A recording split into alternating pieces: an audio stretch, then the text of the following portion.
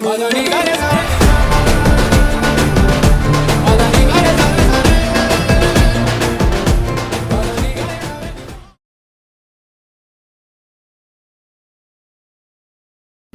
നമസ്കാരം. ദർശന സർവീസ് സൊസൈറ്റിയുടെ ആഭിമുഖ്യത്തിൽ സ്നേഹസംഗമ കമ്മിറ്റി ഒരുക്കുന്ന എൻ്റെ വിദ്യാലയ ഓർമ്മകൾ എന്ന പരിപാടിയിൽ ഞാനും പങ്കെടുക്കുന്നു. വിദ്യാലയം എന്നും മനസ്സിൽ വരുമ്പോൾ തന്നെ നമ്മൾ ഓർമ്മിക്കുന്നത് പുതിയ ബാഗും ബുക്കുകളും പിന്നെ കുടയും ചൂടി മഴയത്ത് പോകുന്ന ഒരു ഓർമ്മയാണ് എല്ലാവരുടെ മനസ്സിലേക്കും ആദ്യം ഓടിയെത്തുന്നത്. വിദ്യാലയത്തിൽ ചെല്ലുമ്പോൾ പുതിയ ടീച്ചർമാർ, പുതിയ സുഹൃത്തുക്കൾ എല്ലാവരും. എൻ്റെ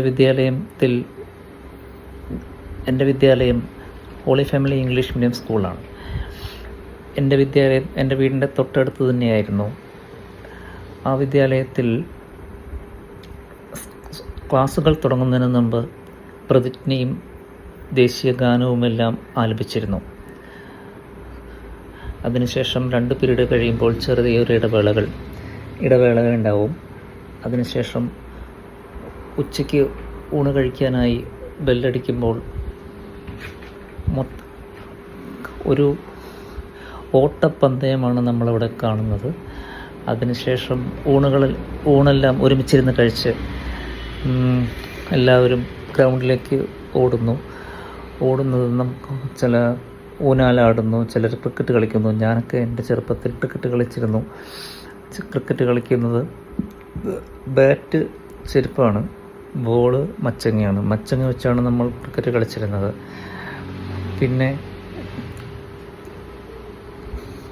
സ്വാതന്ത്ര്യദിനം, റിപ്പബ്ലിക് ദിനം, ആ ദിനത്തിലെല്ലാം സ്കൂളുകളിൽ പോയി നമ്മൾ കൊടി ഉയർത്തും. സ്വാതന്ത്ര്യദിനത്തിൻ്റെ അന്ന് പ്രസംഗങ്ങൾ എല്ലാവരും പറയും. അതിൻ്റെ ഒരു കോമ്പറ്റീഷൻ തന്നെ സ്കൂളുകളിൽ നിന്നുണ്ടായിരുന്നു.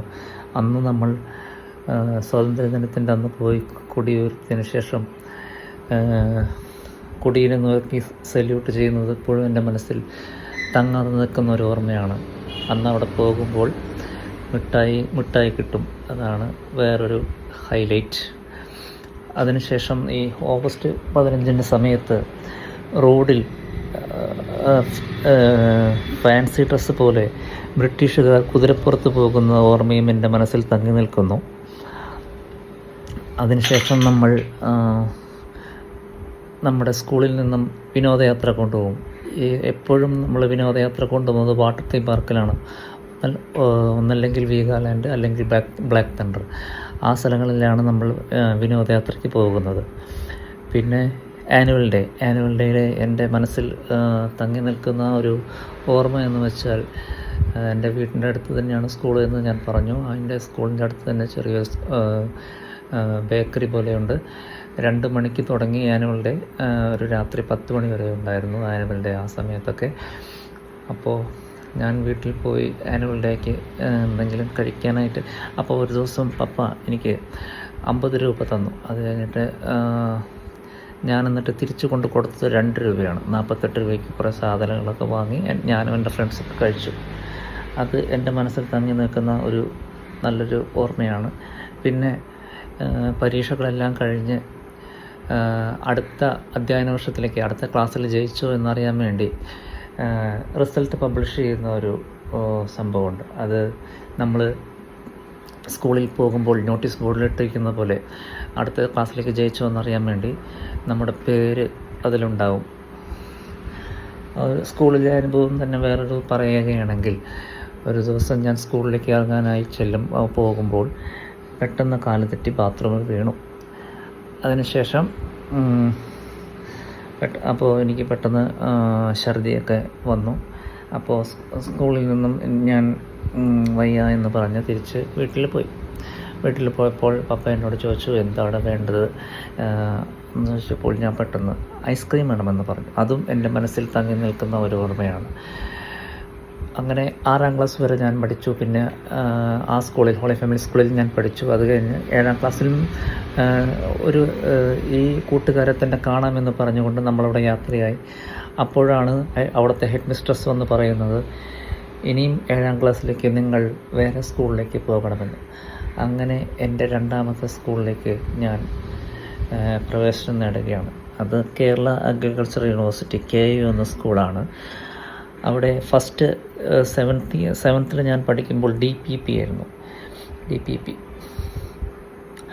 അതിനുശേഷം ഞാൻ എൻ്റെ ചേട്ടനും എൻ്റെ റിലേറ്റീവ്സ് എല്ലാം അവിടെ തന്നെയാണ് പഠിച്ചത്. അതുകൊണ്ട് എന്നെ നോക്കാനൊക്കെ അവിടെ ആൾക്കാരുണ്ടായിരുന്നു. ഞാൻ അവിടെ ചെന്നപ്പോൾ എൻ്റെ ചേട്ടൻ്റെ പേര് ബിജുവിൻ്റെ അനിയൻ എന്നാണ് എല്ലാവരും പറഞ്ഞുകൊണ്ടിരുന്നത്. അതിനുശേഷം എൻ്റെ പഠിപ്പ് മോശമായതുകൊണ്ടാണെന്ന് അറിയില്ല, പിന്നെ എന്നെ അഡ്രസ്സ് ചെയ്യുന്നത് സാജുവിൻ്റെ ചേട്ടൻ എന്നാണ് പറഞ്ഞിട്ടാണ്. പിന്നെ പറയാനുള്ള കാര്യങ്ങളെന്ന് പറയുമ്പോൾ, ഞാൻ പിന്നെ പഠിച്ചത് എനിക്ക് ഏറ്റവും എൻ്റെ സ്കൂൾ ജീവിതത്തിൽ എനിക്ക് ഏറ്റവും സന്തോഷം തരുന്ന ആ ഒരു അധ്യയന വർഷം +1 +2 ആയിരുന്നു. അത് ഞങ്ങളുടെ ബോയ്സ് ഓൺലി ആയിരുന്നു. ഞാൻ തോപ്പ് സ്കൂളിലാണ് പഠിച്ചത്. ഒരിക്കലും മടങ്ങി വരാത്ത ഒരു അനുഭവമാണ് നമ്മുടെ സ്കൂൾ ജീവിതം. നമ്മൾ ചെറുപ്പത്തിൽ എത്രയും പെട്ടെന്ന് വളരണം, പിന്നെ നല്ല ജോലി നേടണം, പിന്നെ നന്നായി സമ്പാദിക്കണം എന്നൊക്കെ നമ്മൾ വിചാരിക്കുമ്പോൾ, പിന്നെ നമ്മൾ വളർന്ന് നമ്മൾ ജോലിയിലൊക്കെ ലഭിച്ച് ആ ജോലിയുടെ ടെൻഷനും പ്രയാസങ്ങളൊക്കെ വരുമ്പോൾ നമുക്ക് വീണ്ടും വിദ്യാലയത്തിലേക്ക് പോകണം എന്നൊരു ചിന്ത നമുക്ക് എപ്പോഴെങ്കിലും വരും. പക്ഷേ അത് പിന്നെ കിട്ടാത്ത ഒരു സൗഭാഗ്യമായി മാറും എന്നാണ് എൻ്റെ വിശ്വാസം.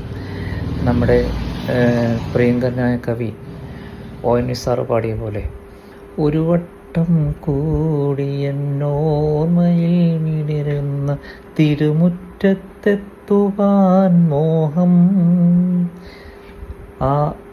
ആ ഒരു കവിതയാണ് ഇപ്പോൾ എൻ്റെ മനസ്സിലേക്ക് ഓടി വരുന്നത്. അതുപോലെ ഒരിക്കലും തിരിച്ചു കിട്ടാത്ത ആ ബാല്യവും ഒരിക്കലും തിരിച്ചു കിട്ടാത്ത ആ വിദ്യാലയ ജീവിതത്തിൻ്റെ ഓർമ്മകളിലാണ് നമ്മളിപ്പോഴും ജീവിക്കുന്നത് എന്ന് പറഞ്ഞുകൊണ്ട് ഞാൻ എൻ്റെ ഈ എളിയ പ്രസംഗം അവസാനിപ്പിക്കുന്നു. എല്ലാവർക്കും നന്മകളുണ്ടാവട്ടെ. നമസ്കാരം.